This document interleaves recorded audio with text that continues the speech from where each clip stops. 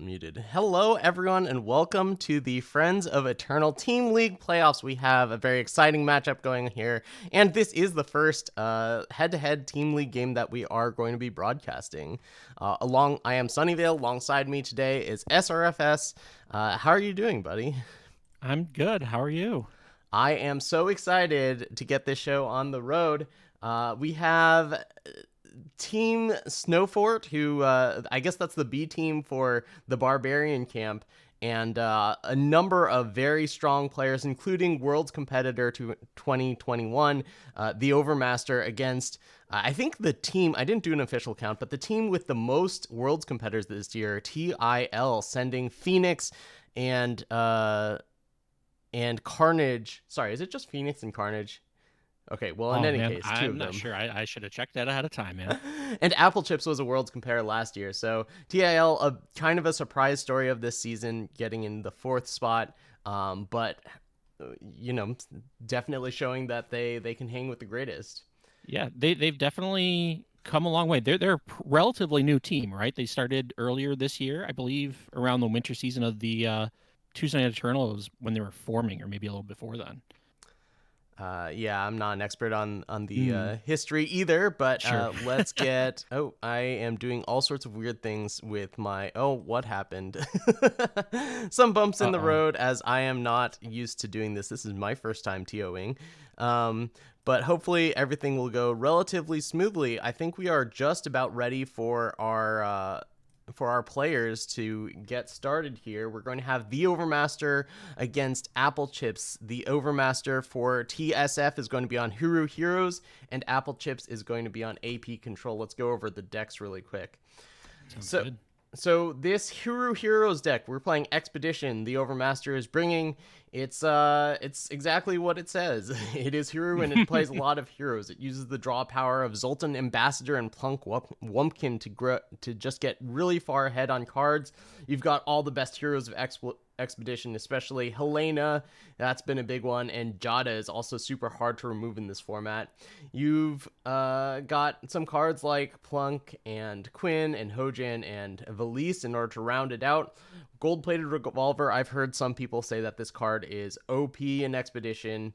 And then you've got some removal in order to try to hang with your opponent until and make the most use of your card advantage. Yeah. I'd, Uh, I'd say there isn't a ton of removal, but it's definitely putting on a lot of pressure, especially if you land a revolver on an Aegis unit, right? yeah, that can And end the then it game in a hurry. Certainly good against aggro definitely decks. What do you have to and say? against the control deck, right? It's if it can make it big enough to dodge something like Saloon Massacre or plop it on an Aegis unit, and they have to have two removal spells. Yeah. All right. What can you say about this AP control deck that Apple Chips is bringing to the table? I mean, it's definitely a pretty spicy mix. It has your sweeper suite. I mean, it doesn't go as big as some of them, but it has some good stuff. It has your Saloon Massacres, only a couple of them, but it's playing for Vara's Authority, which doesn't shrink stuff as much, but it breaks that important Aegis that Plunk and Quinn have. And then rounding up with your 4-0 remains. And then you have some really good mid-range units to kill with, and of course your the all-important Stormhawk plating at the very top.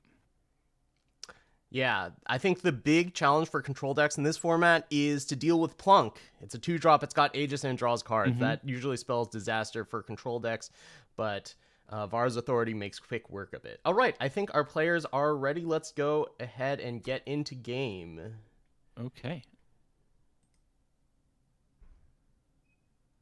Oh, and let me just message Okay.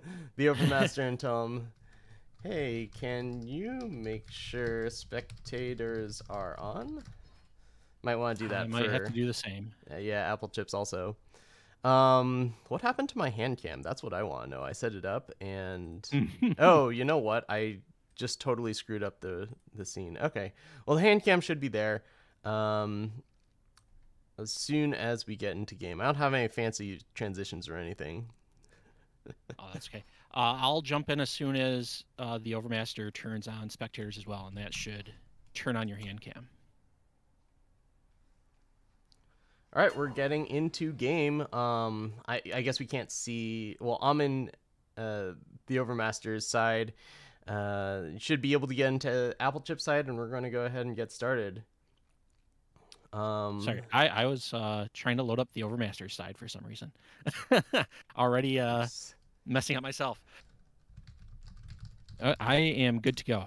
All right, we're good to go. We've told our players, and let's get started. So, Apple Chips is on the play because TSF does have a 1-game advantage in this. All games are going to be best of 1, so this is going to be super rapid fire for the tournament. But TSF having the better record in the regular season is going to be on the draw in game 2, but have a 1-0 advantage in the match. So, did you message Apple Chips for the? I did. I said good to go. Fantastic. So I don't know. Looks like a pretty solid hand from the Overmaster. We've just got a bunch of units here. How about for Apple Chips? I mean, we've got Zito. Apple's a little light. It does have the cat starting off with a quick discard, but just has basically some power. We have a Spire Loyalist at the top end, but that might turn into power, and then you just have a couple kind of transitional cards. You have a Cold the deck to draw something hopefully good, and the only removal is a Sinister Rumors, which won't match up against a Plunk or a Kothon. Yeah, I guess the Kothon's Endurance really coming into play here.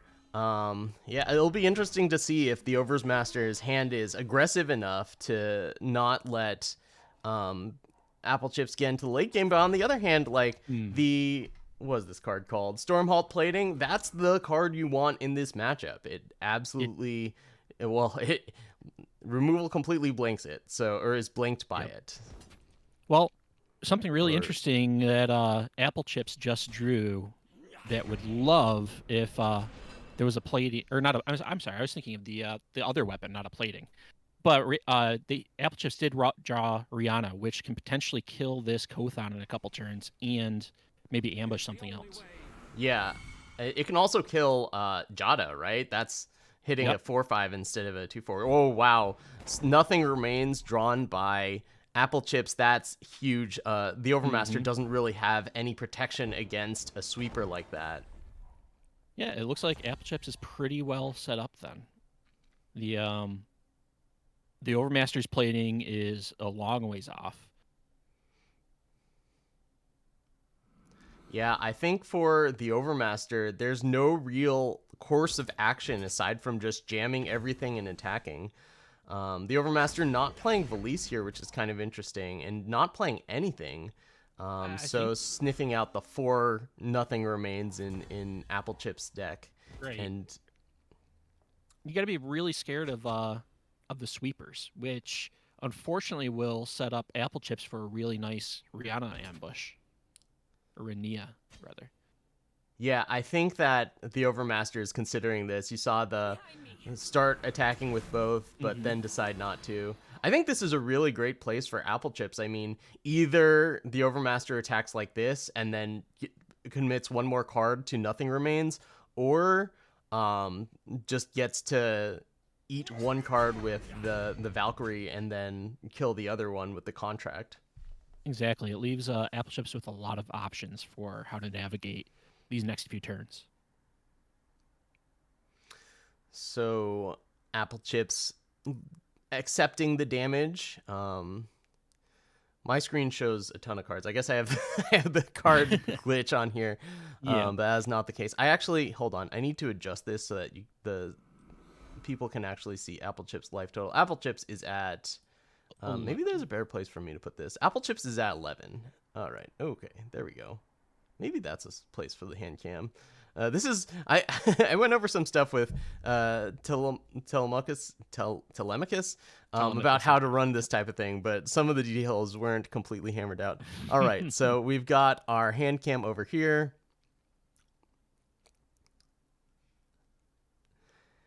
And... where are we? End of the Overmaster's turn. Apple goes back to Apple Chips. You have to imagine there's Nothing Remains coming down here, right? Absolutely. The only thing that could really punish this are the 3 negates in the Overmaster's deck. The flicker. Oh, you know what? I Obstructive think, flicker. yeah, I think that Apple Chips is using the Sinister Rumors in order to sniff it out. They can Yep. see how many copies of Flicker are remaining in the deck before playing the Nothing Remains. Also, just the fact It's that there's also no the pause. pause check, Yeah. right? Yeah. So now Apple Chips will know that the way is clear for a Nothing Remains here. Oh, and you take the one of Icy Hold. That's pretty interesting. Interesting take. Oh, and the Overmaster draws the Flicker right after. That is brutal. Well, that won't do much against this Spire Loyalist. It's probably going to come down next turn and start clawing Apple Chips' life total back in the other direction. Yeah. So I guess the Overmaster is now going to try to regain the cards. Apple Chips is out of removal. And the Overmaster is probably going to draw a bunch of cards here. Hojan's a nice one. That Serpent Hive is very close to just being played, although against a 4/6 flyer, I'm not sure how good it is. Well, it can get doubled by Hojan, right? So I think this is actually really good for the Overmaster, even though that was a brutal sequence of events. This Authority will help stop some cards. And it's pretty interesting that with the Ambassador and the Hojan and those Serpent tokens, none of them have that clause, the lower strength than health that Rania needs to actually kill it with the ability. Yeah, and this is a deck that actually does have quite a fair number of cards that die to it. Okay, so Doc Carnage mentioned in chat that my earlier statement was correct. TIL does have 3 players. JNL, who they picked up after the TNE. Yeah, after the TNE, is also a member of their team. Look at this. The Overmaster just suiting up Hojan instead of playing the Serpent Hive. Oh, man. And you can take it out. That's going to... how much damage could you take? Do you kill it with this Stormhawk plating? Hope they don't have the +1/+1 spell to just totally blow you out. But then you have to take 14 damage back, putting yourself at 2. Well, I don't think that works because the Obstructive Flicker might deal damage to attackers, including the flyers, including the relic weapon, rather. So it might be able to attacking enemy. Yeah. So maybe that's why the Overmaster played the Stormhawk, the gun, the revolver, gold-plated revolver on the card like that, and maybe that was just an incredibly heads-up play. Absolutely.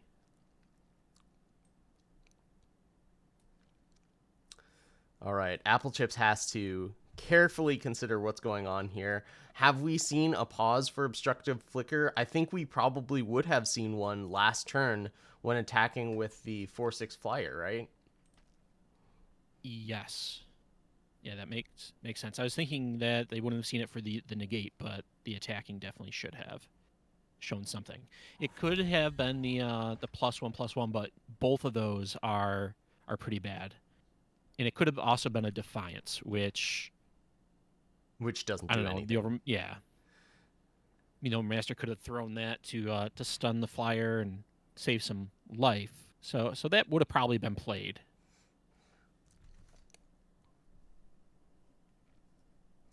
All right, Plunk Wumpkin drawn for the Overmaster.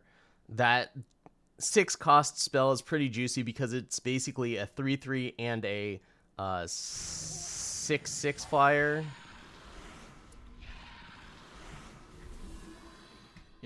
Why? Oh, it has to target a second unit. Is that what happened there?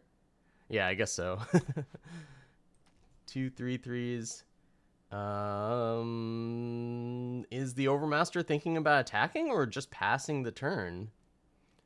Because it looks like, just based on how things are set up here, it looks like Apple Chips has priority. I'm seeing the enemy turn button for Apple Chips, so I'm assuming the Overmaster's still thinking. Yeah, well, it's on the it's on waiting here. Did we have some sort of game-breaking bug? I hope not. I sure hope not, because this game has been incredible so far.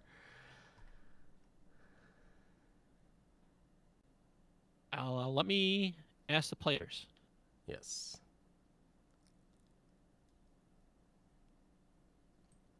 So sorry, those of you who are just tuning in, we've had an oh, no, okay. Looks like things are going okay.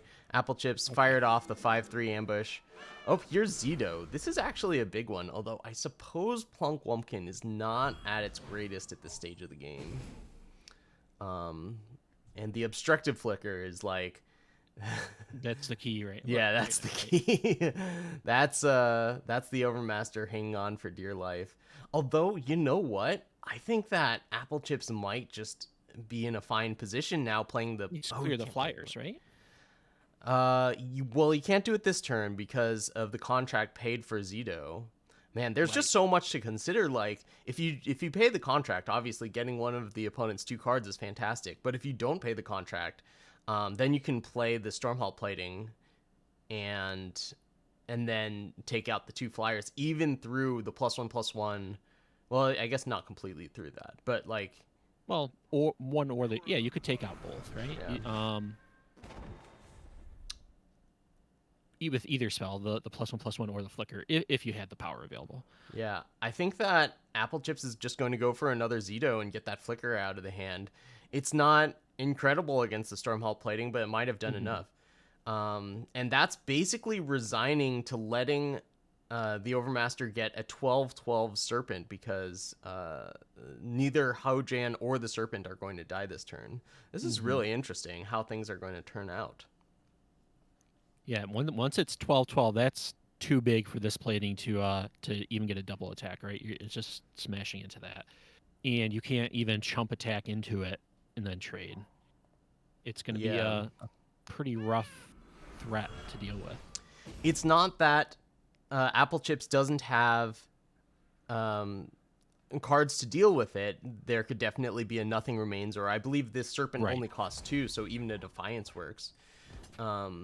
Oh, and the Overmaster is just attacking, saying, I want to trade this for one of your blockers, and then have a 6/6 to go along with it. Okay, so Hojan's going to make this a 6/6, and I mean, Apple Chips can deal with it. Still has a Hojan on the board. Oh no! Because of the contract, I keep on forgetting about that contract. No, the That's other crazy. Contract, buys it a turn. Yeah. Okay, yeah. That unless you've been playing constantly, probably in draft and the expedition lately, you're probably gonna miss that contract count. It's really easy to mess up. Yeah, and I mean the contracts that Apple Chips has been taking on with the Zitos they've been important. They absolutely have. They've given the Overmaster a ton of time here. Like we said, now Apple Chips is kind of in chump mode, right? Yeah, for one turn, it's draw something off the top. Can't even play. Well, I mean, Apple Chips is going to have to play a Stormhalt plating, but can't even kill the Hojan. If they kill the Hojan, they go down to 0 life. Oh. Uh-oh. Right. Okay, I suppose Apple Chips falling on their own sword there. Okay. Yep. What a game! That was crazy with the Overmaster drawing the removal spell 1 turn later, and the negate 1 turn after. Oh man. And then still being able to eke out the victory. Okay, let's bring it back to the booth. So go ahead and give your post-game analysis as I change the score and whatnot. Absolutely. Yeah, I think that on paper it looks like Argenport just has all the answers for the Huru Heroes deck, right? Except that sometimes you just don't draw enough in time. You had your 1 board wipe, and that bought you some time, and then these big mid-range units just came out and they did their thing. I don't know if there's much more complicated to it than that. I jammed a few games with the 2 decks earlier, and it seemed like that could happen more often than I expected just looking at the 2 decks. All right, telling our players to get ready for game 2. We're going to have Apple Chips again versus GT100. This is going to be Throne. These are some really spicy decks here. I've seen Apple Chips's Moon Room deck recently since the TNE the other week, where they brought it to the team event, and I played it with it on ladder. It's a lot of fun, and it kind of like just meshes all those relics and ping synergies together. Um, what do you think about the Praxis Storm deck? I haven't played with that at all or really seen much about it Yeah, recently. let's talk about Moonroom now. I have it brought up on the camera. So this is what Apple Chips is going to be bringing to the game, and when it gets going, it is unstoppable. You have the Tormented Crown, which can transform in so that whenever a unit hits the cursed player, draw a card, and you make a lot of units between Grenadin Drone or Rat Cage, and then Auto Tread can just keep on pinging the opponent and drawing cards. It's pretty ridiculous. Getting off the ground can be tricky with this deck. You do have a lot of relics that don't do anything on their own. So if the opponent can sweep and keep the board clear, it can be tough for this deck to get off the table, or off the ground rather. Let's look at the other deck, the Praxis Storm deck. I played a few games with this. I've seen it on ladder a bit, but hadn't played any games with it, and it's pretty incredible what you can do. It basically, what you try to do is you get a rebuild off with a ton of fire influence that you get from Grand Builder, Praxis Stranger, and then once you have a Destinied rebuild,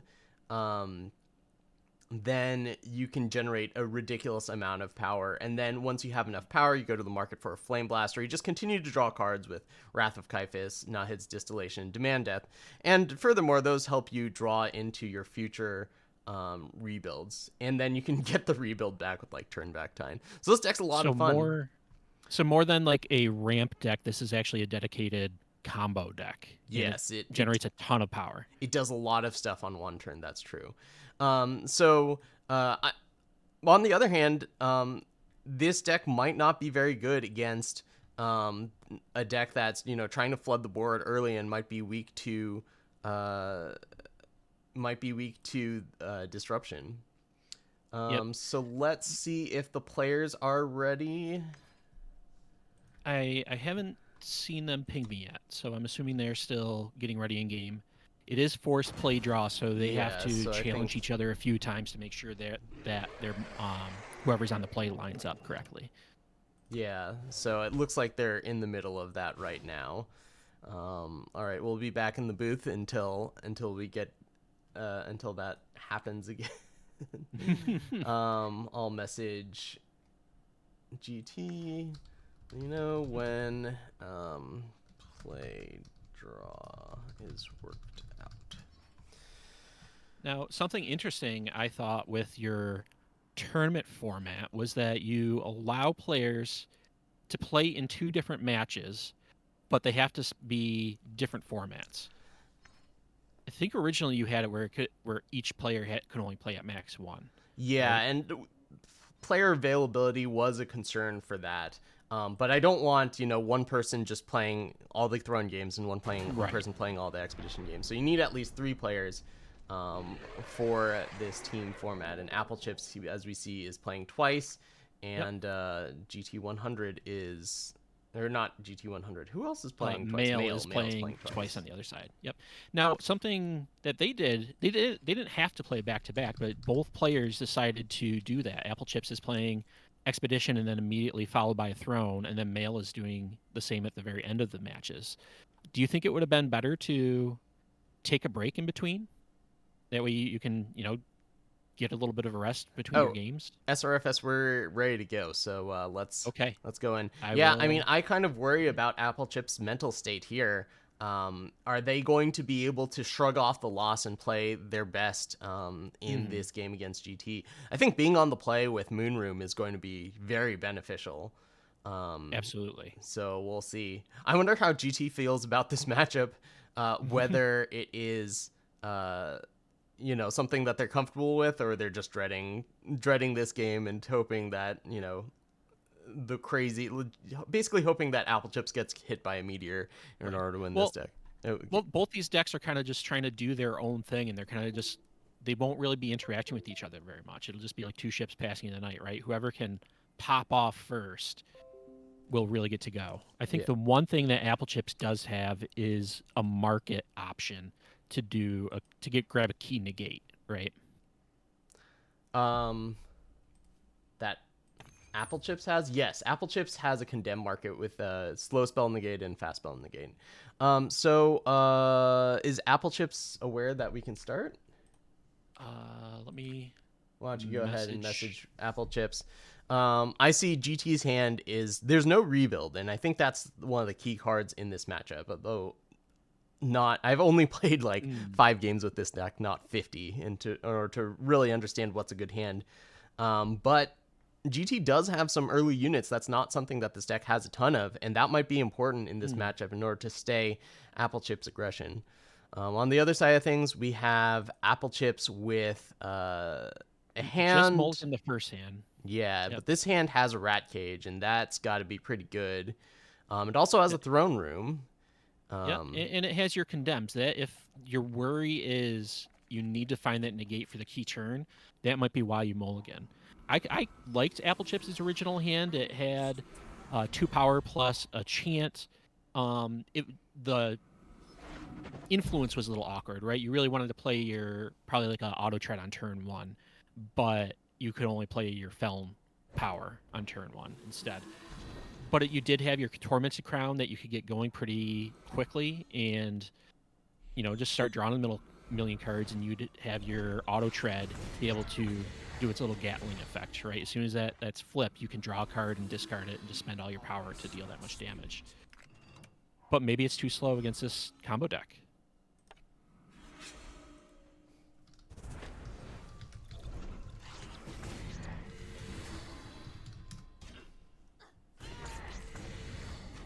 So we've seen the Cabal Scavenger come out and popped off that throne room ping, getting the Aegis, and just start cranking up its countdown. Like, it's only 1 damage away from getting a 7/7 overwhelm, and a few away from that island with a 6 free damage to anything. Okay, I just noticed that I have an issue with Waystone, so I'm going to set the stream delay like a good TO. Hopefully, well, it hasn't caused any problems yet, right? Okay, I sure hope not. Uh-oh. Okay, now I'm going to get back in game.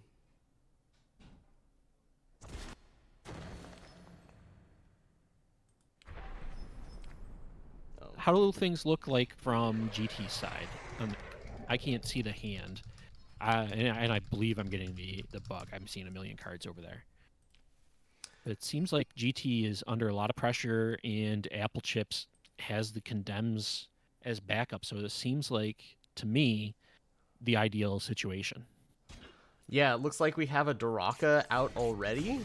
And I don't think Apple Chips has an answer for that. Demand Death is in hand, but it's not. I think this is going very well for Apple Chips. Already with Doraka, one more shot will give an island, has the auto tread in order to machine gun out that throne room. And I don't really see much that GT can do about this. Blocking here.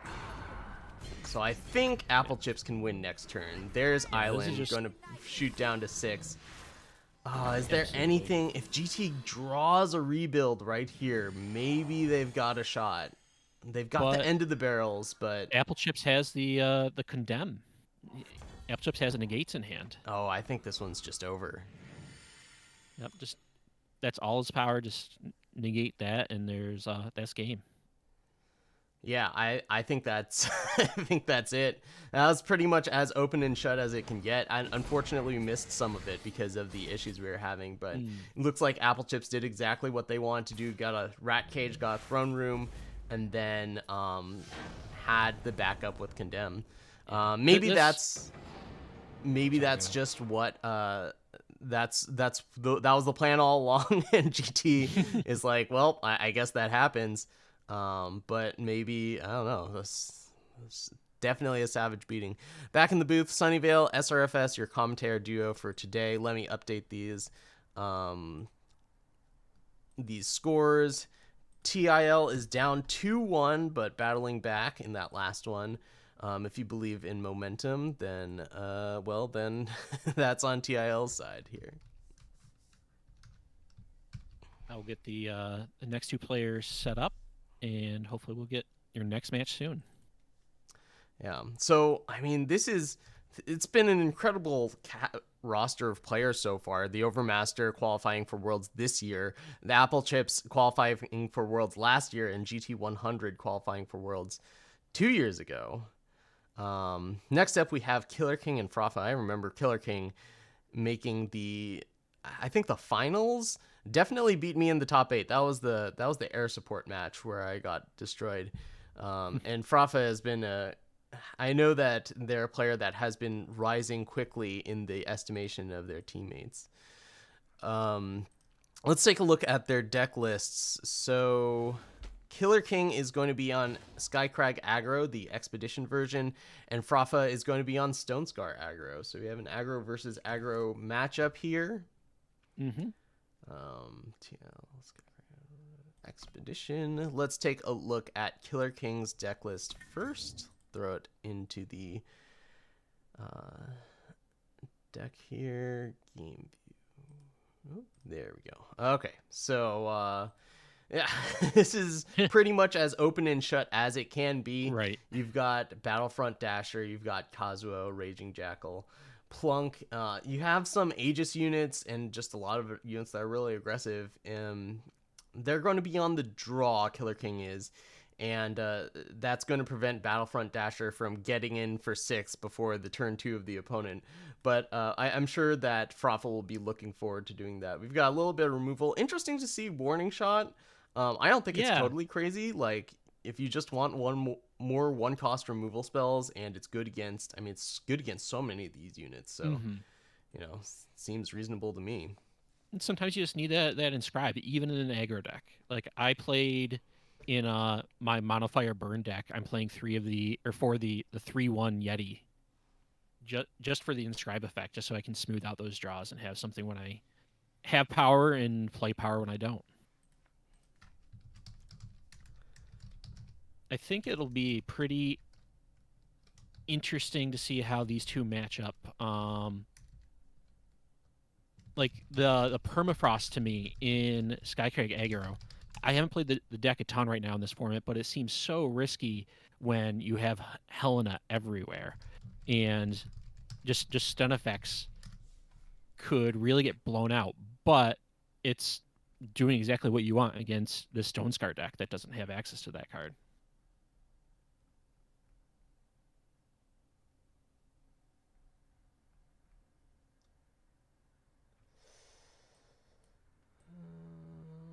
We're trying to get in touch with some of our players here. Frafa's there. Okay. Let me know when you are ready. Okay, let's take a look at the other deck. Let's look at Frafa's deck, the Stone Scar version. Sorry, I wasn't paying attention to anything you said. Yeah, I was just saying that the permafrost would be pretty good against Stone Scar, where it's dead against all the Justice decks with Helena. Okay. I keep on clicking on the wrong things. It turns out doing this is really difficult. I have so much more respect for all the heroes out there. Okay, they are ready if you want to get started. And let's just take a quick look at Frafa's deck here. Namely, the differences. Skullbreaker, Sill No Regrets, and Stormbreaker Bow. I think those are big ones. This has been a fantastic removal cell so far. Sill, obviously, we know its power level. How good is it going to be in Expedition? It's not going to be great in this matchup, I don't think, because the contract is going to slow him down, and there aren't a ton of spells to be played. You're not really pumping a lot of stuff that deals a ton of damage. Like in Throne, you have the Champion of Chaos that just pushes a ton of damage, and like the only similar thing you have here is buffing a Skullbreaker or maybe a Kazuo that's been buffed by a relic weapon already and given overwhelm. Yeah, getting the relic weapon for Kazuo is nice, but it's hard to. I mean, I just have to imagine that the uh, Skycrag version of this deck has an edge in this matchup. All right, let's go into game. All right. Oops, let me get that hand cam. Okay. Killer King has a pretty good start. That warning shot that we said will come in handy again, especially against another aggro deck, right? With all the 2/1s everywhere. Searing Fist and a Permafrost, so a ton of removal, and then you have a Plunk and a League Explorer as gas. On the other side of things, Frafa has to go down to 6, and this is kind of a brutal hand. Got 2 good cards, but needs a Shadow Influence for this. Going to be able to start out with Battlefront Dasher that is going to be charging in. So being on the play and having a Battlefront Dasher, definitely a big deal. But what is going to come after that? That might be tough. Yeah, you can tell Killer King that we are ready to go. Yep. Oh, look at this. Frafa smart, thinking that, you know, they have to develop an aggressive board early and have to play in a way so that they can not get set back too far back by this contract. Yeah, especially with stuff like Permafrost and Torch on the other side. Like, if you play a contract thing turn 1 and you eat up your first 2 turns and it just gets answered by a 1-cost removal, you just lose a ton. Frafa drawing a League Explorer, which is probably their best turn 2 play. And this is going to be tough for Frafa. Frafa feels like they're almost out of resources already, and I see 2 removal spells in Killer King's hand. Feels like Killer King can just go removal and removal, and then just have more cards than Frafa here. Mm-hmm. Do you do that if you were in these shoes? Do you just remove things and then you get your game plan started, or do you try to put something down so you can have pressure while doing the removal the next couple turns? I think I like the removal. You know your opponent only has 3 cards left, and there's not really a much better target for Searing Fist in this matchup, right? At least not something that Permafrost can answer. So like this turn, you can play a 2-drop in Permafrost. Absolutely. Like just playing Plunk here is going to be really tough for Frafa.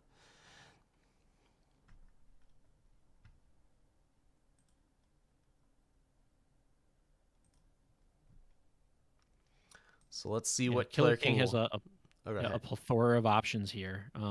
Which 2-drop do you like? Well, I think it's got to be Plunk. First of all, it's not going to be removed easily. Turns out that Frafa does have the Vorprex's Choice. But it's definitely the most difficult to remove, and they can just get more ahead. And Frafa does not have Shadow Influence, and I think that we're going to see Killer King pull way ahead here. Absolutely. You can play your Amarok, play a League Explorer, get in your tandem attack and buff. Like, this is just going to put a ton of stats on board in 1 turn. Yeah, fortunately, Frafa does have a Torch to deal with, probably the League Explorer, but man, Killer King's drawing a card behind this if they want to, and I think it's probably good too. They'll have 1 card left in hand. Yeah, this just seems brutal for Frafa, having to go down to 6 cards and then not having the Shadow Influence to play all their cards in hand. I mean, that's one of the risks in Expedition, right? The power base. Like, you have your 8 duels, but generally you have 8 duels. Wow. Actually, this Stone Scar aggro deck only has 4 duels. It's playing the seats, which makes sense. Stone Scar has the new duel, right? That doesn't become undepleted until turn 3. So that puts even more of a strain on an aggro deck like this. Oh, I think the long pause we saw is that Killer King was deciding whether to get Quick Draw or or Aegis and opted for the quick draw there. So here we have Killer King doing pretty much what we just talked about. Yeah. Battlefront Dasher isn't bad. It'll be able to trade off with like the Wump, or the Plunk rather. Have to imagine this torch is going at the Amarok now.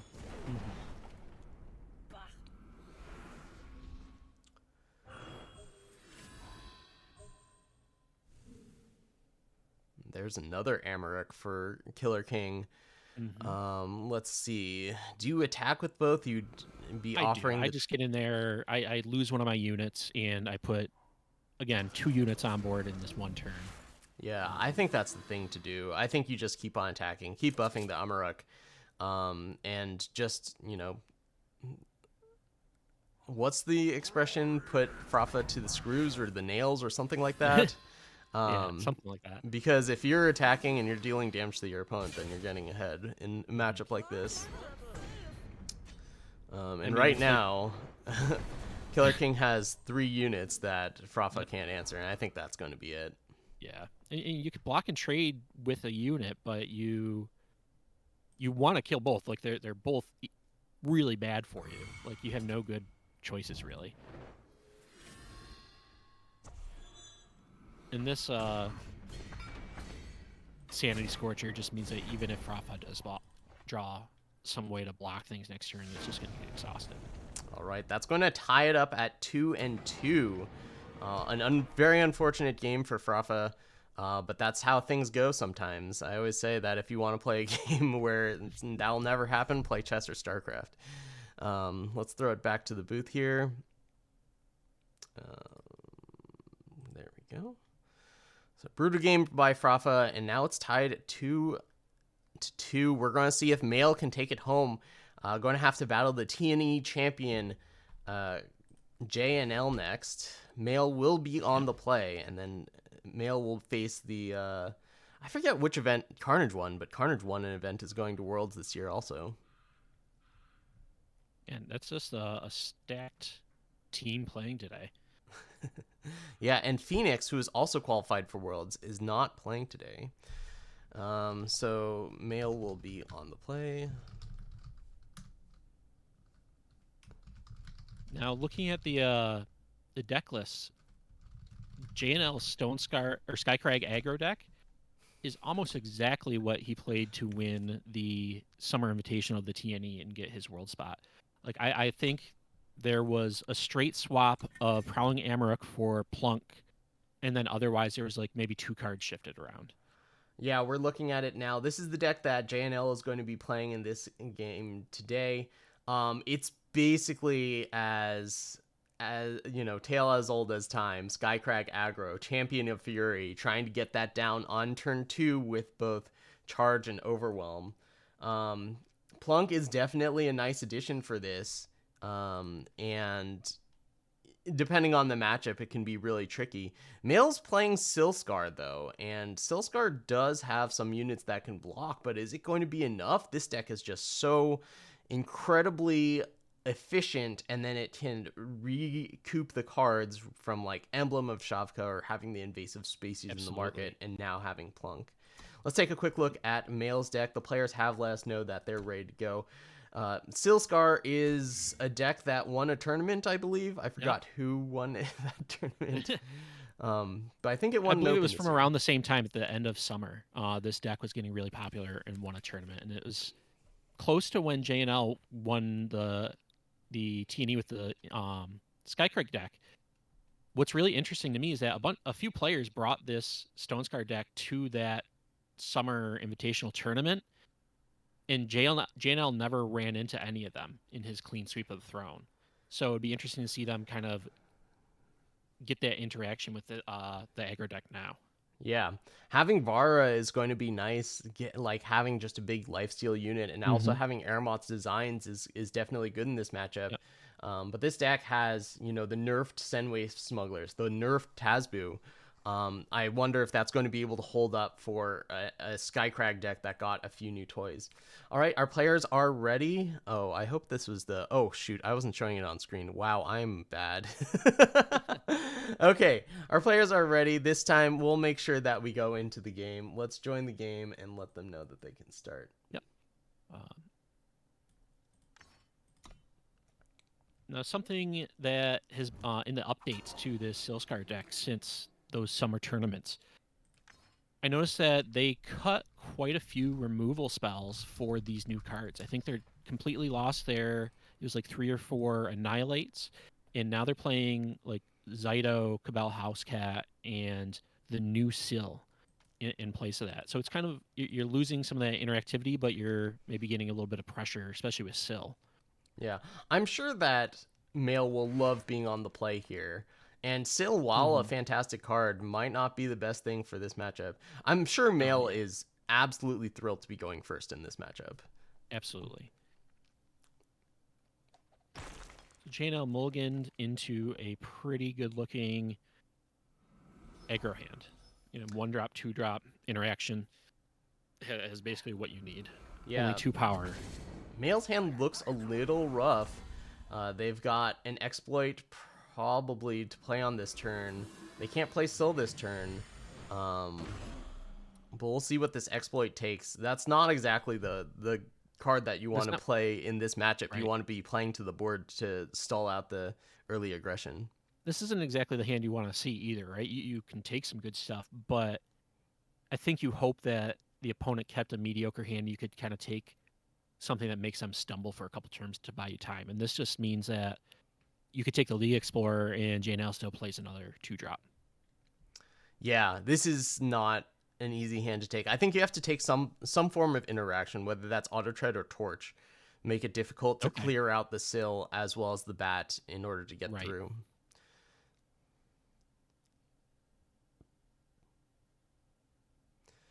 This is definitely a tough decision for Mail. I think one thing that Mail can do at least. Well, I don't know, like there's the etchings, right? That's that plundering That that. Oh, doing the sinister rumors instead.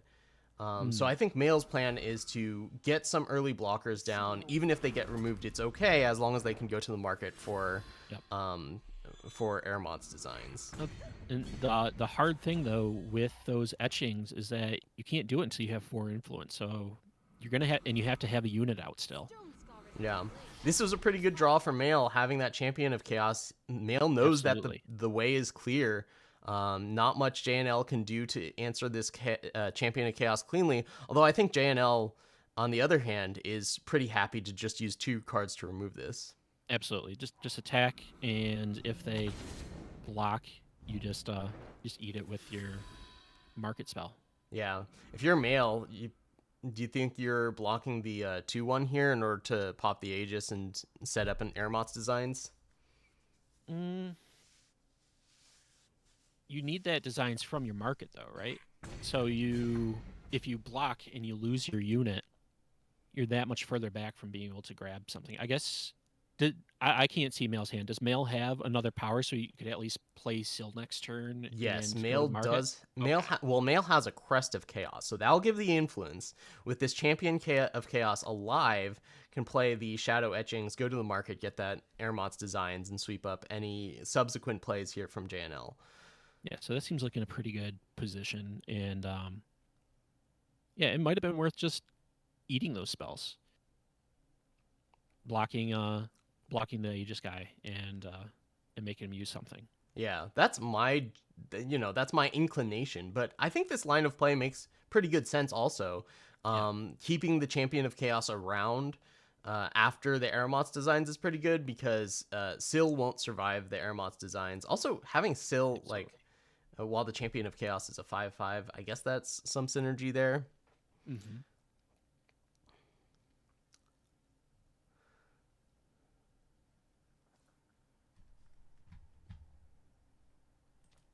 Unfortunately for JNL, like if that etchings is going to be like the key card, this nerf to Blazing Salvo, where it costs 2 now, you can't go and grab your negate in the same turn, for 3 power. You need Yeah, that 4th power. yeah.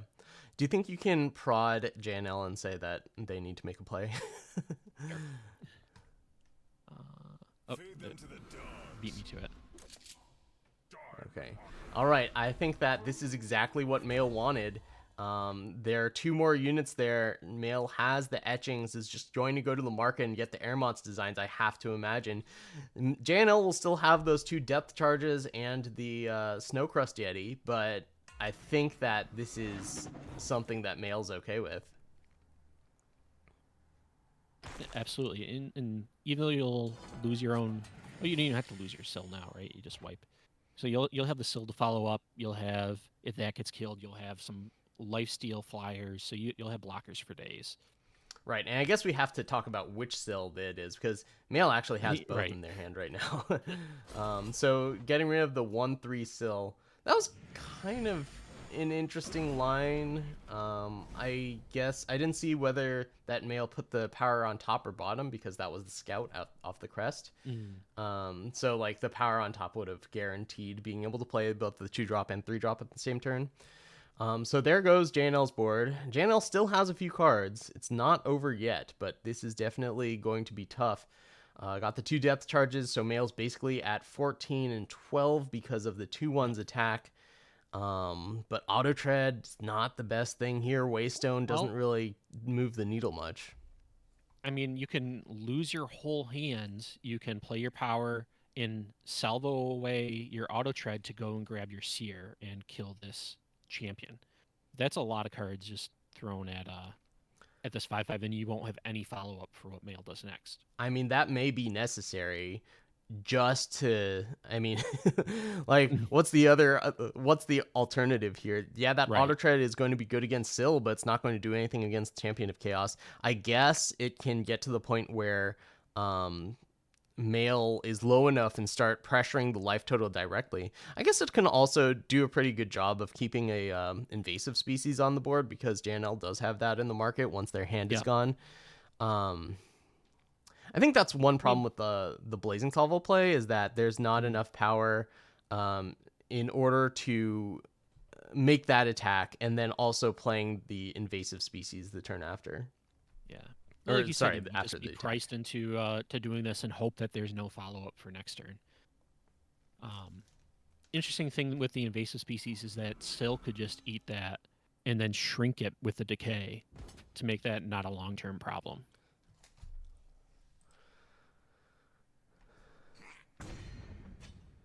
All right, let's see what JNL is going to do here. Going to hold things up, and another market access card for Male. That just seems even better. I don't know what you get here. The Silverblade Menace, while it theoretically steals some life, doesn't actually really do that great of a job of it. If you can get an attack off with Pale Rider's Timepiece, that's pretty good. And also Boar is not crazy, just getting rid of the depth charges. But I think here you just want to play out gigantic stats and make it difficult for JNL to make another attack on you.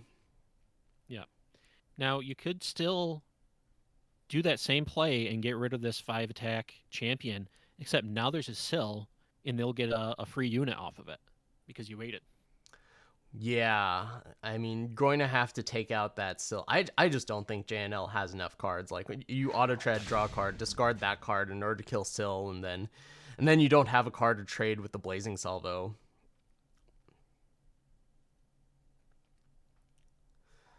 Primal Sigil probably doesn't help JNL here. Let's see what they are going to try to do. I guess you just do you ping the face to get your 2/1, except that's pretty bad into the pair of 5/5s, and it's not even a good chump blocker because of the overwhelm. Yeah.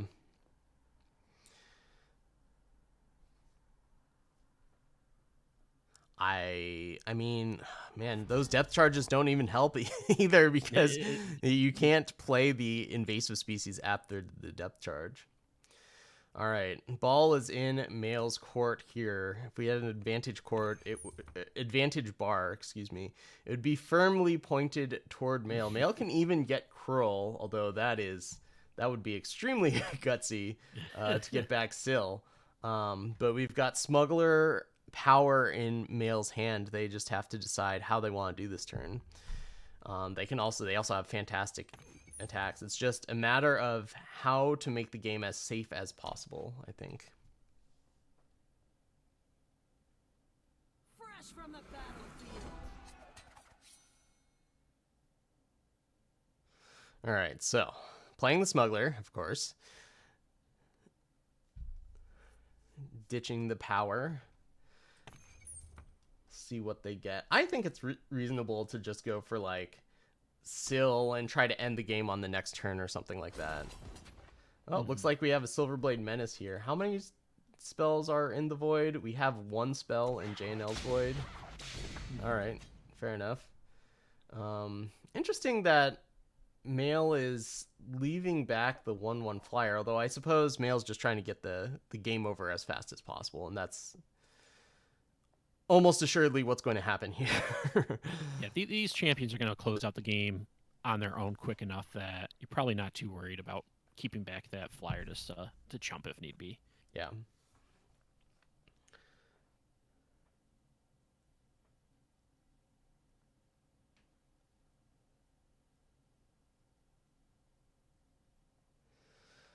All right.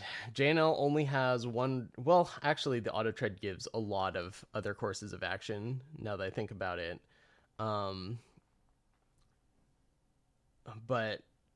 man, JNL needs just something from the market, and I don't think it's there. I don't know what the market is off the top of my head, but the backlash, a sear, a slag, and a torrential downpour. Yeah, I don't think any of those are going to do enough.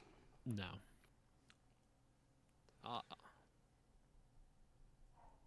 So here's the salvo. JNL's going to drop down to 6. Here's a sear. But man, I don't know if that sear does much. You can point it to the face and... Okay, JNL's given up. Doesn't see a way out. Congratulations to Mail. Mail's going to have to play again. I'm sure that, playing again after a victory feels a lot better than playing again after a loss.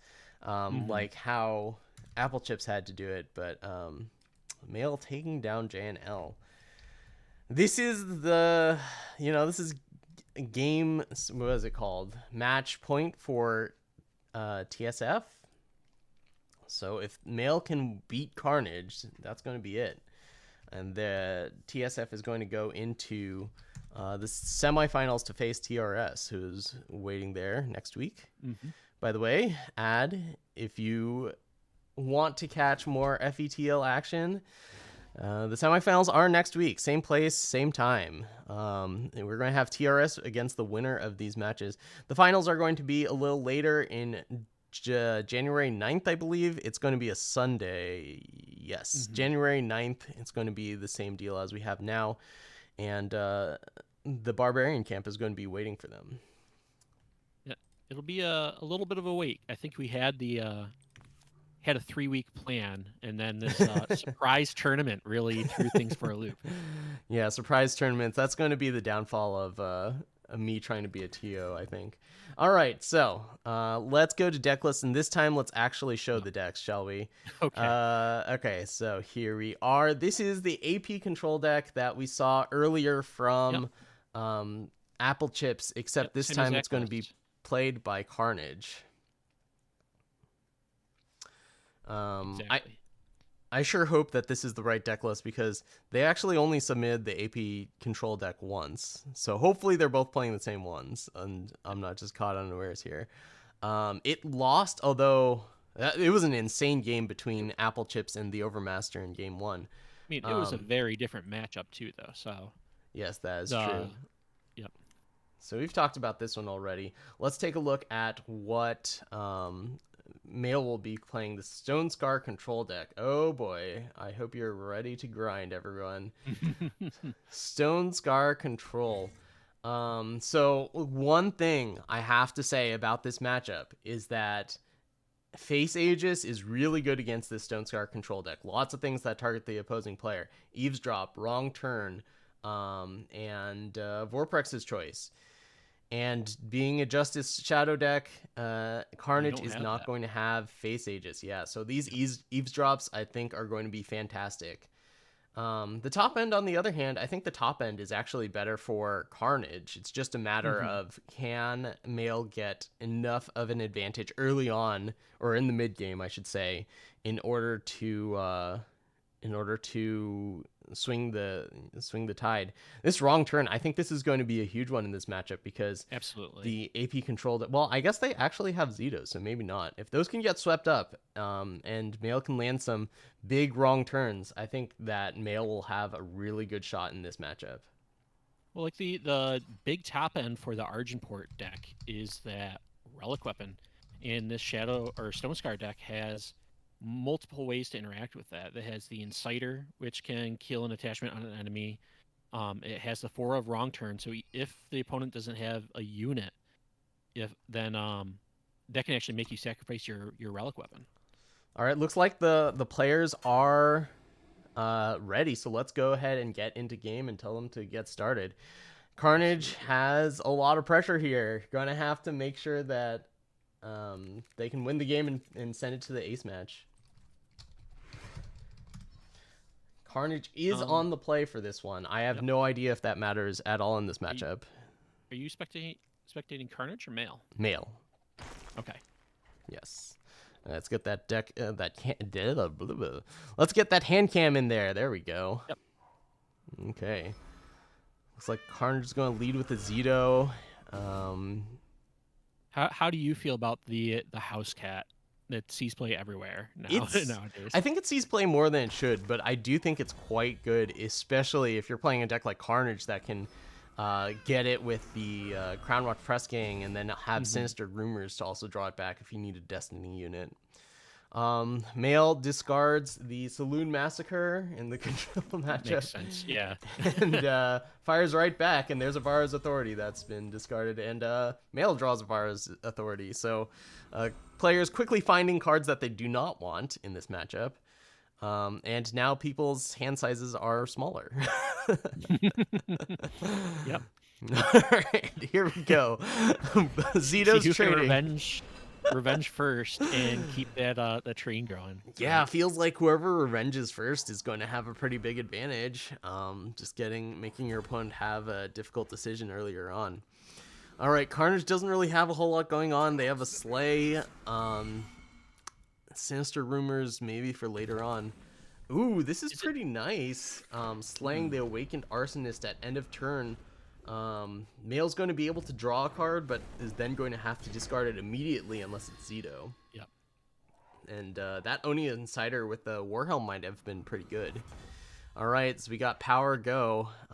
In this control versus control matchup, is there any value in using that famed third mode of Sinister Rumors, or do you just save it to rebuy a unit later, or maybe kill something? I don't think you're going to kill anything meaningful with it, but I do think that rebuying a unit down the line could be very good. All right, here's a card that was completely overlooked in Carnage's hand, the Blueprints. That could be huge. Getting 2 Aegis units. And something that you can do in these Argenport decks, if you have Eavesdrop, you can steal your opponent's Void and then rebuy their units. That's true. Male's the one with the Eavesdrop, though, so Carnage is going to have to use that Blueprints, or it's now called something else, right? The Heirloom before their Void is stolen. Yep. It's actually pretty interesting. Both players can make that play because Male has the Sinister Rumors that can also rebuy cards. So. Yeah. Okay, here Carnage goes, using the Sinister Rumors to draw a card and make Male discard a card. There goes the Vorprex's Choice. Just keep grinding, right? That's actually pretty brutal because I think that Male would have wanted to get rid of this wrong turn, or sorry, would have wanted to use this wrong turn to get rid of the Heirloom. Ooh, Eavesdrop here for Male. Wingbrew is pretty good, getting to draw a card before Carnage can interact with it. Now, if you play Power here and you wait to ambush, you're just going to get punished because ambush is not flash. It's not magic. You can't play it as a fast spell in response. You have to discard it. Oh, and importantly, Male is stealing the Void, so there's that big Eavesdrop coming into play there. Carnage doesn't have a Void to get things back with the Heirloom. Maybe this Zito will someday, but not yet. Although, here's another Zito. All right, there goes Vara's authority. I think Male's line is pretty clear. It's Saloon Massacre here. Oh, well, there's Zito, I guess. But Saloon Massacre here. Use the contract to get the Argenport press gang. Crown Watch press gang, my bad. And then wrong turn the relic away on the next turn. Hope that Carnage can't activate the relic now. Oh no! Zito coming down. You know what? I think Carnage might be clawing back in this one. Just having that Zito in play messes everything up. Although here's a Wing Brewer. I mean, Carnage just drew a backup heirloom anyway, so as true. Soon as Carnage actually gets units in the void worth buying back, they'll do something. Yeah. Here's a plating. Wow, I think Carnage is going to pull way ahead here. Male can still draw an Oni Insider, and I think there is one in the void to deal with. Oh man, this game is crazy. It's so swingy. Yeah, there's one. Yeah, one in the void. Yeah, Male has the Oni Insider in order to deal with that plating, which would have run away with the game otherwise. And Carnage has no hand. And here it is. So we're going to go back to Carnage and see what Carnage decides to do. Oh, when he draws the Crown Watch press gang, there's going to be another Zito.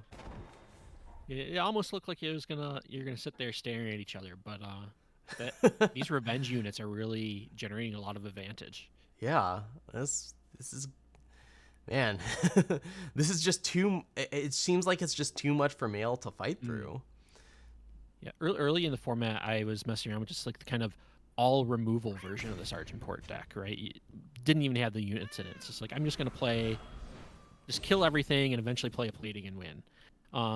But the thing that I had trouble with in these factions in Expedition is there's not really a ton of ways to draw cards in these colors. But with these revenge units, that generates some extra advantage, and your Wing Brewers, they help a bit too.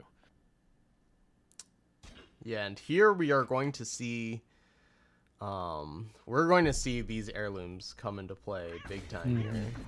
So Saloon Massacre picked up by Carnage. That can sweep the board, especially of this Wyatt, which is... I mean, these heirlooms are especially good with these revenge units that have already cycled and they have Destiny now. Because, right, you don't just draw them. You're going to play them and draw cards instead. Yeah, so Carnage is going to get 2 bodies and...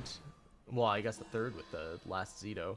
And then draw 2 to 3 cards with this heirloom. Who cares if Male doesn't have any cards left to discard, right?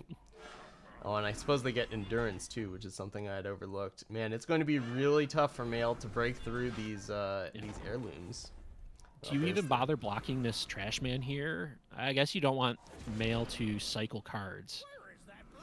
And there is another one now. But you could, once they're attacking, you could just chump them and swing past them, right? Because they have Reckless.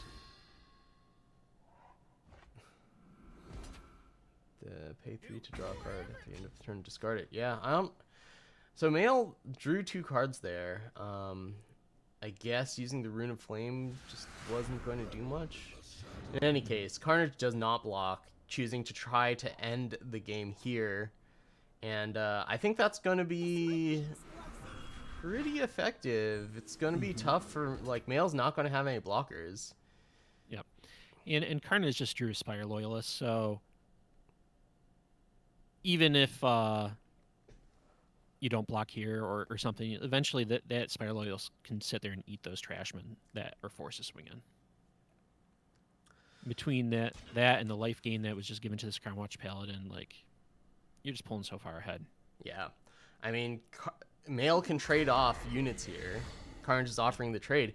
But Carnage is just going to redraw this card, right? Doesn't have Voidbound.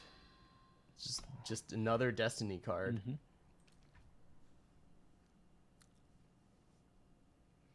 All right, Male drew a Sinister Rumors. This actually might be kind of nice. Get the Oni Insider, break the Argenport Heirloom, and deal with the plan. On the other hand, can also get Wyatt, right? Just have Destiny. And then draw another card itself, yeah. Yeah, that's possible. The Carnage has so much going for them that just having the Wing Brewer, several cards in hand in case there's a Zito, so it can't get blown apart by that. It's tough to see a path for Mail to like meaningfully come back. Okay, so what is Mail going to do? Getting the Oni Insider and taking down the Argenport Heirloom because let's face it, Carnage would draw, way too much value. yeah, get an extra couple units, draw several cards off of it. But Wing Brewer is going off. Blueprints. Oh, there's another. My goodness. Well, this did not turn out the way that I had expected, I must say. Carnage. Sorry, go ahead. Yeah, Carnage doesn't have a ton of pressure on the board, but they're just playing so far ahead in resources. I don't see Mail coming back from this.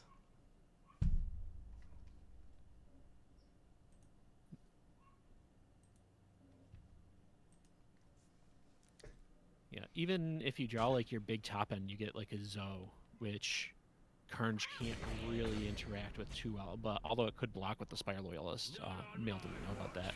Like, you're at so low life that I don't know. It would be tough even with Zoe just taking out units and attacking. Like you gotta sit there and you're on defense. You have to protect your life total. Yeah. This Vorpraxis choice is not too great, and the Owning Insider is good. That they drew off of Watchmen. Okay, attacking straight into the Spire Loyalist because that's what you have to do. Yep. And not even playing the Vorpraxis choice. You got rid of the Heirloom, but Carnage just draws the Rumors anyway. So.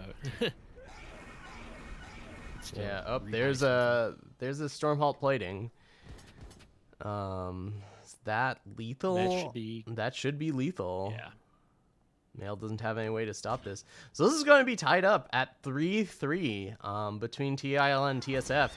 So what's the procedure when you have a tie? That's a great question. And I mean, this is going to be the exciting part is we're going to see... Oh, drawing the Stormhalt. I see. This is the exciting part. We're going to see both players send forth their best player and their best throne deck, and they can use any player. There is no restriction on who plays the ace match. So we're going to take a break. We're going to see which player the teams submit. And we'll be back with the announcement of who's going to play that final game. Sorry, it should be 3-3. Let me update this. It is 3-3 going into the final game. This is going to be a winner takes all. Players don't have to have submitted an ace player before the tournament. It's just whoever they want in the moment. They can choose their best player. If they think they've got a read on the opposing team, they can pick a deck that will hopefully do well against it. So this is really exciting. I'm glad that, we're getting into the ace match, and we've had such an exciting time so far. So thanks everyone for watching. We'll be right back, maybe 10 minutes to get everything set up. We'll give everyone a bit of a break. So we'll be back in 10 minutes with the ace match. So let's go.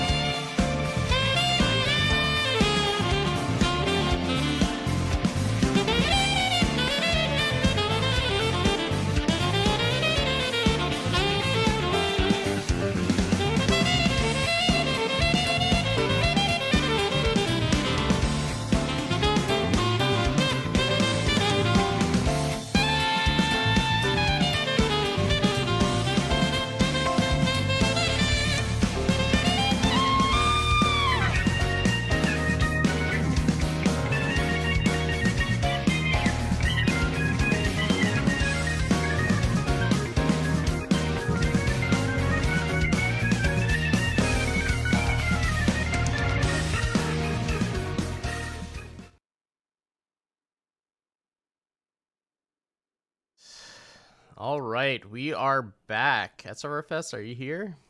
I am.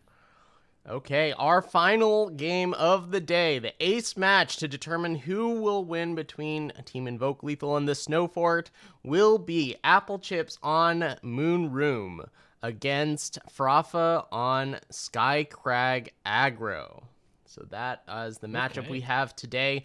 As far as I can tell, I didn't do a thorough inspection, but it looks like it's the same exact Moonroom deck that Apple Chips played earlier to beat GT 100. Let's take a look. Oh, sorry, I should send you. This feels like a yeah. I Sure. should send you. I'm looking at the old list, but that should be okay. Oh, I should also send the list to the players. Okay. The all the ping effects look a whole lot different in this matchup than the earlier one, right? Before you're pointing everything at the face, is trying to combo off, like do your own mini combo with all your relics as quickly as possible.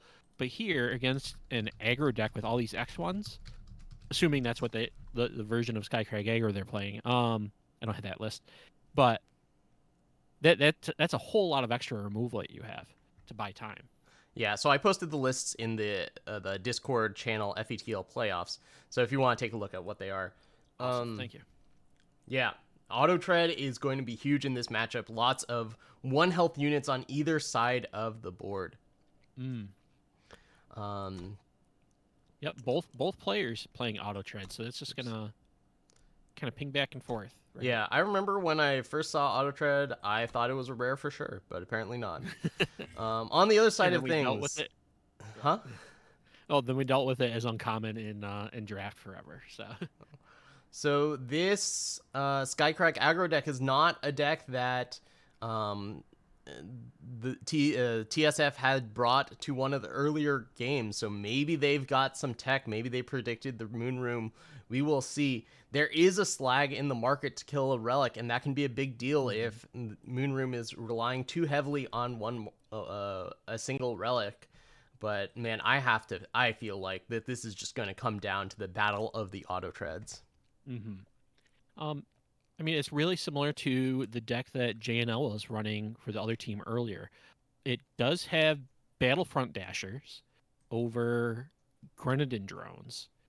So just having that charge and the extra point of health might matter against something like Auto Tread, right? Yeah. I think Frafa's telling us that we're ready. We're going to give them... We told them a specific time, that it was 15 minutes, and we have 2 minutes left on that clock. I will respond that we are getting started in exactly 2 minutes. We will get started in exactly 1 minute. I'll message Apple Chips the same thing. Yeah. Okay. Yeah, this is for all the marbles. This is going to determine who will be in 4th place in the first season of FETL. Both teams had great seasons. It's all coming down to one game. Who will be the team that goes on to the semifinals to battle Team Rankstar and hopefully they don't tank, right?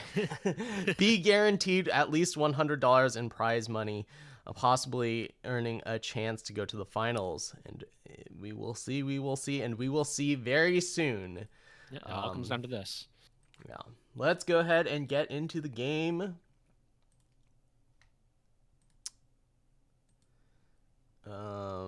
What is going on? This is what's going on. Okay. So I will be on Frafa's side, and I think I clicked on... It moved! The chat moved. Wait. I'll end you myself. Hopefully they don't get started yet. I need to do something about my chat here. Okay. Maybe I'll start using like a burner account to observe these. Okay, I think, let me just double check. We've got our hand cam good to go. All right, let's get started. We can tell them that we are ready.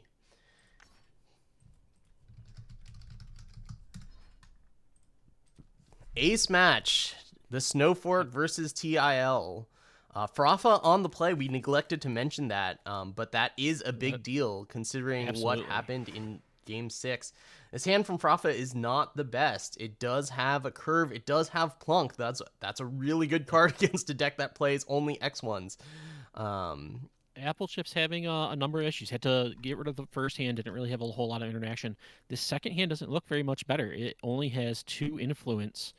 A primal and a seal, which can only give one of your other factions, but no primal cards. It's all shadow and fire cards, so you're gonna have to pick one of them. Yeah, you have to pick one. I think I know which one I'm picking, and that's the one that plays Auto Tread. And that is the one that Apple Chips plays, but wisely not playing the Auto Tread on turn 1.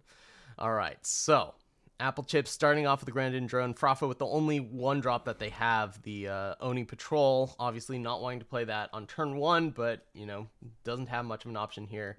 Probably and unfortunately runs into these Grenadin drones. Yeah, that's probably not what you want your drone to do. Not sending there. But Frafa is going to play a League Explorer and actually is going to send both. This is a very aggressive play. I mean, getting the League Explorer going, that can be really good. Apple Chips not trading one of the Grandins for the 2-1, but instead opting to take down the League Explorer, knowing that if those death charges build up, it's going to be really tough. Absolutely. And here, you can get rid of the threat just with your 1 drop, and then still take out that 2-1 with your auto tread. Or, well, I guess not a condemn, because you still don't have Shadow. All right. Is it time for the auto tread to come out and ping that Oni Patrol, or is Apple Chips going to go for the plunk and try to get ahead in cards?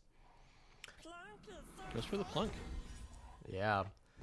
So Frafa's going to be able to attack and then play 2 cards that, while not invincible against auto tread, are better against auto tread than some other options. So drawing the Oni Patrol, really huge there in order to fill out the curve. Reporting in. Enemy sighted. Yeah, just having the 3/2 and the Aegis just really hurts. Especially Apple Chips is stuck not just on influence but on power, and you can only currently just ping one thing the same turn that you play it. Yeah, I mean, that auto tread play is still there, available for Apple Chips. But Apple Chips opting to go for the second plunk, no third power. Yep.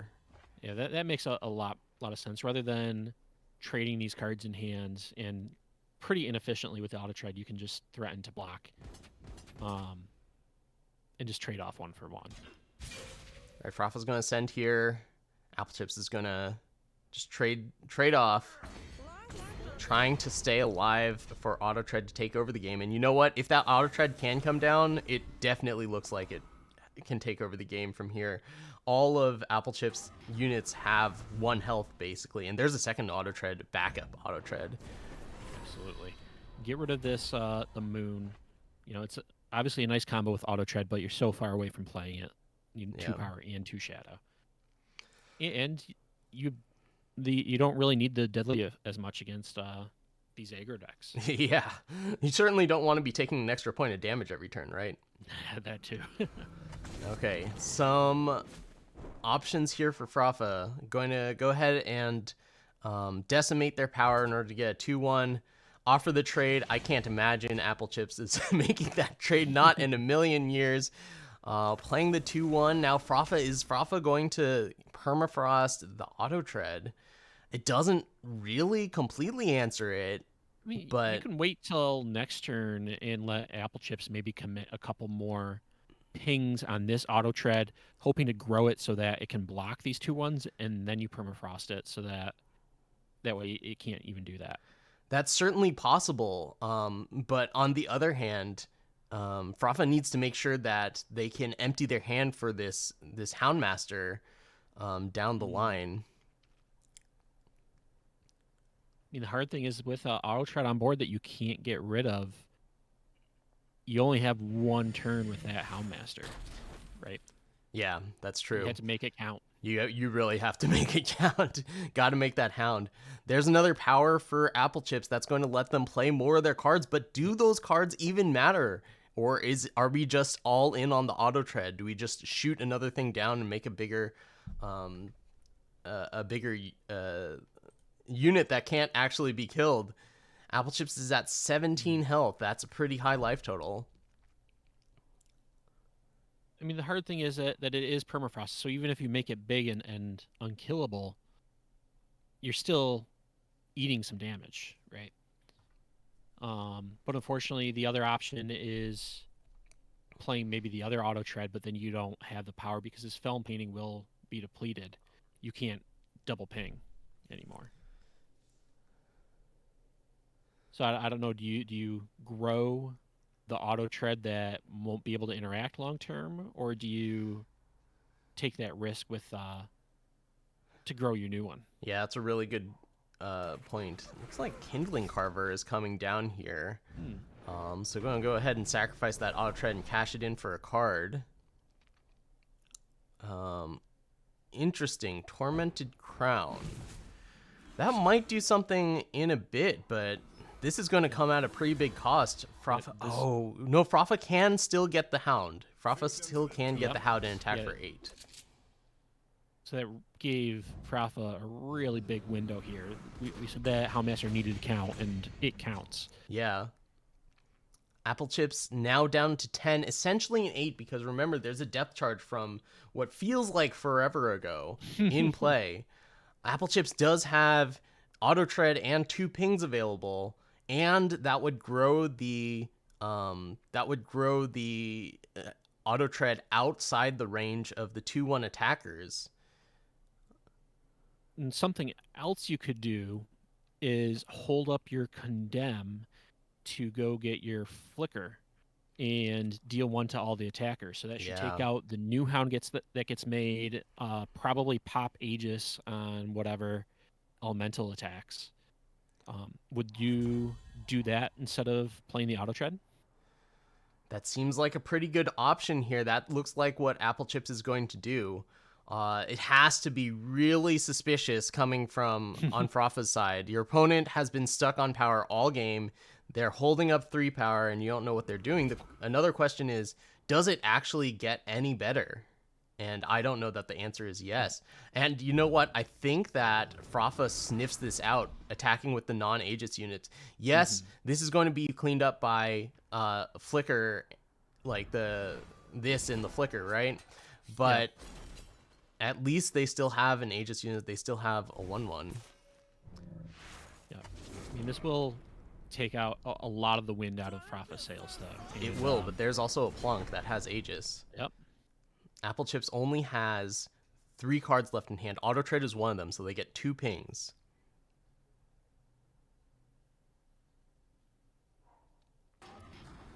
There's the Auto Tread. You gotta take down Plunk here, right? All right. Yep, it makes a lot of sense. And your auto tread's big enough that the elementals can't attack into it, and the other one would just trade with the Carver. Man, this is crazy. What do you do here? I mean, obviously you're playing this, but not attacking. So, which stealth unit is that? That's the 3/2 that negates something. The Iron Ursa. Okay. I mean, that's just going to run into an auto tread once it grows a little bigger. Now, Apple Chips can get a little bit of an engine going, can play the rat cage, eat the rat with the Carver, and then use that kind of free card draw off the Carver to ping something. Yeah. I believe that does mean you're down a blocker, though. This is not determinate. Like, Apple Chips doesn't know that this is an Iron Ursa. It could be a Sandy Scorcher. Yep. In which case, that would list as well. Just be game, right? Well, yeah. I guess you could take out a 2/1 and eat 6 damage. Yeah, that seems like it'll be tough. It seems like it's a losing play. But knowing that this is Rat Cage, I think if Apple Chips just plays it, sacrifices the rat, and discards whatever card they got off of it to deal the 2/1, if Frafa doesn't have an answer, then that should probably just be game. I mean, Frafa's sitting on a healthy life total, and that crown doesn't even have any triggers on it yet. So, in theory, Frafa could draw something to deal those last points of damage. Oh, wow. Look at this.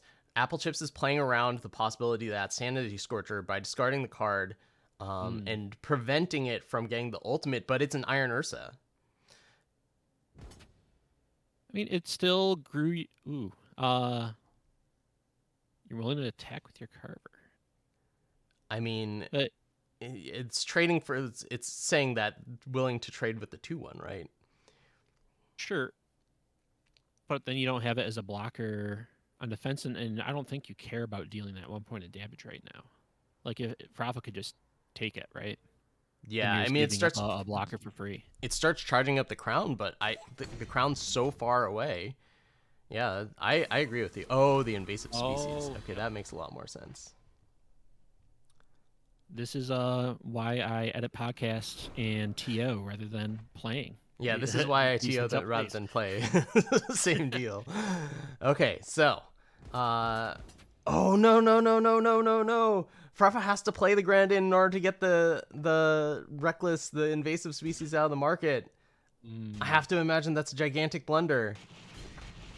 Because you make this attack in order to be able to do that, but now, oh my goodness.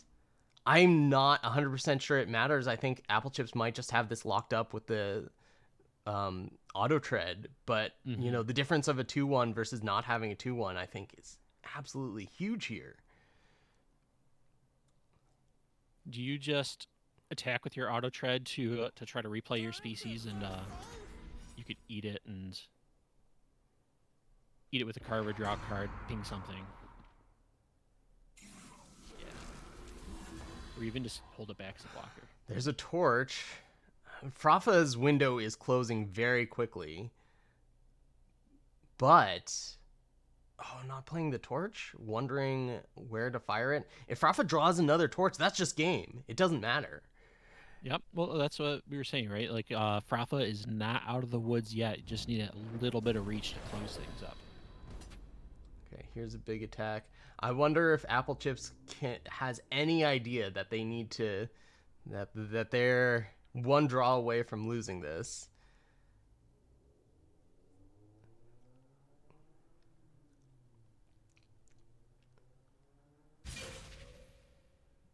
Frafa preventing Apple Chips from drawing a card. Frafa has to just fire off that torch to get the invasive species, right? Okay, Apple Chips is going to go digging here. Invasive species makes a lot of sense. They get to just replay it, and that's where the filth of this deck comes from. Just getting to play invasive species with all their remaining power and sacrifice it to Carver or whatnot, because they've already cycle it for a lot of value. Yeah. Oh my god. And this should flip that crown. So, I mean, things are looking pretty rough right now, but now there's just that extra where any damage that Apple Chips deals will draw extra cards, so you can just cycle with that auto tread or just attack and draw a whole bunch. All right, so Apple Chips is just going to machine gun down Frafa here. I don't think Apple Chips has lethal. Let's see. So you ping twice, then you take out the blocker, and 9, and that's it. That's the game. That's enough. Oh my goodness. Well, that is it. That is the game, set, and match, and the entire season. Congratulations to TIL coming back from a 0-1 deficit Very well to played. go to the ace match and go on to the semifinals to face TRS and winning a guaranteed prize amount of at least $100. Congratulations. Guys. Yeah, congratulations. Shall we try to get a winner's interview? Sure. Okay, let's see what we can do here.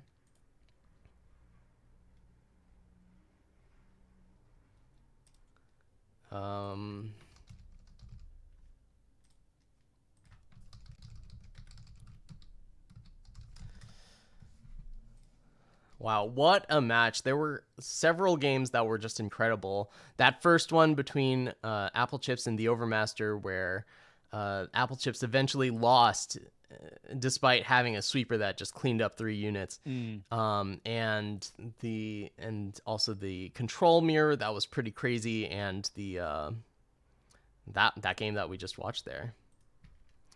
All right. Yeah, definitely a lot of back and forth, but TIL definitely proving that they have what it takes to stand with some of these longer established teams.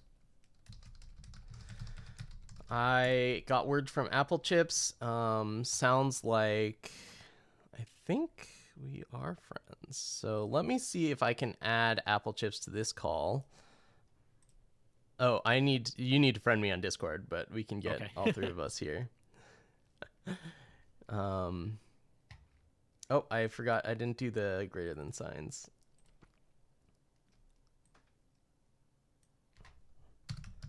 By the time you have your 3rd tournament, all this will be butter smooth. Yeah, I sure hope so.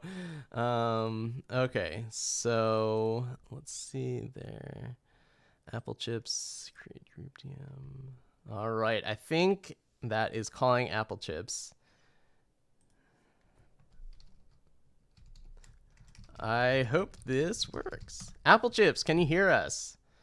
Yes. Can you hear me? Congratulations! You won the ace match and have defeated TSF in a really close and really excellent set of matches. How are you feeling? Pretty good. Yeah, it was a tight one. So you won 2 games with Moonroom, one against the Praxis deck that didn't seem very close, and this one that was close. How do you feel about your selection going into the Ace match, and then secondly, once you saw that you were up against Skycrag aggro?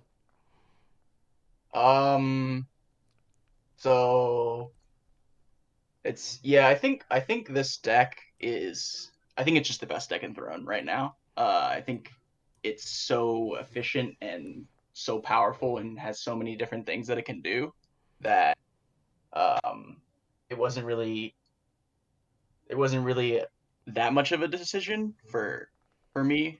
Um and the funny thing, the actual funny thing was that um after I had submitted decks like for this tournament, I realized that Plunk is like disgusting in this deck and like couldn't change it. But then in the Ace match, you can bring any deck you want, so I just put in the Plunks and then called it there. And then Skycrack aggro, it's actually a pretty good matchup because your curve is so low and you have all these ping effects and they have so many 1 health units.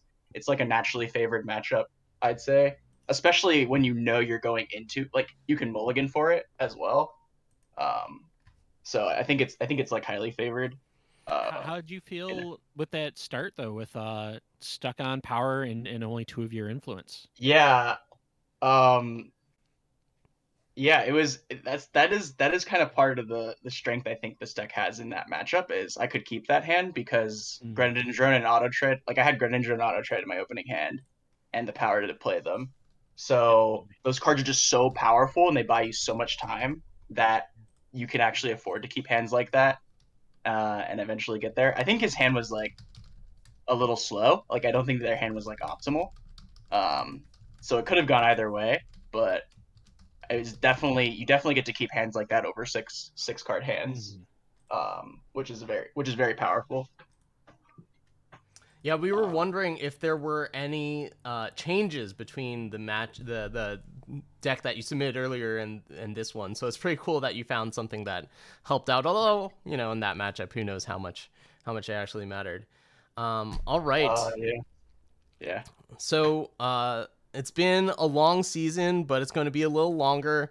You're up against TRS next week. How do you feel about their lineup and what you're going to have to face? Because they were the highest scoring team um, over the course of the season. I mean, yeah, TRS has really good players. They're super consistent players. Like, yeah, I mean, it's gonna be tight. I'm hoping that we can. Yeah, I'm just hoping that we can play our best and tune our decks as well as possible to try to take them down.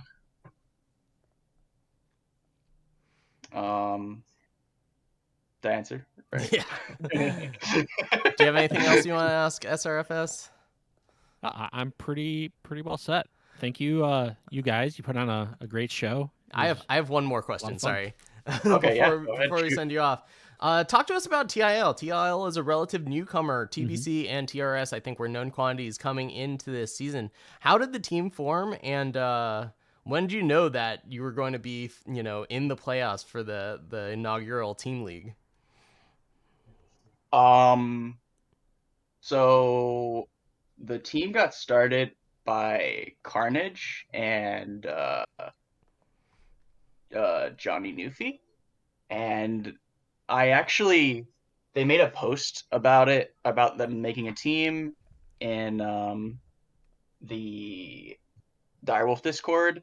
So I was looking for a team. I wanted to get into competitive Eternal. I wanted a team to test with, and I had heard of Carnage before. I thought he was a pretty good player, and so I asked if I could be on the team, and yeah, they were all good with it. And yeah, since then we've grown our numbers steadily. I think we have around 10 players right now, um, and the team's as good as it's ever been, in terms of like playing and people getting in chat and tuning and testing decks and stuff. So it's been really cool to, you know, be with a team since its like inception and like see it grow as a and I think I mean, obviously we've had decent results to get in the playoffs. I think the moment that I thought we were gonna get, or that we had a good shot at the playoffs was, I think it was when Carnage won the Open, and I realized like, we have a chance at this. And then, you know, we had like a couple of finals after that, and then it was really close, right? Like we needed to win the last, we needed to win our last match to get into the playoffs. Otherwise, we would lose on points. So, yeah, I think, yeah. Does Yeah, that great answer stuff. your Great question? stuff, Apple Chips. Thanks for all your insights. So we'll see you again next week against TRS, and we'll see if you're back for the winners interview for that one. Hopefully, yeah. Yeah. Thanks for hopping on to chat with us, and I'll see you later. Yeah. Oops.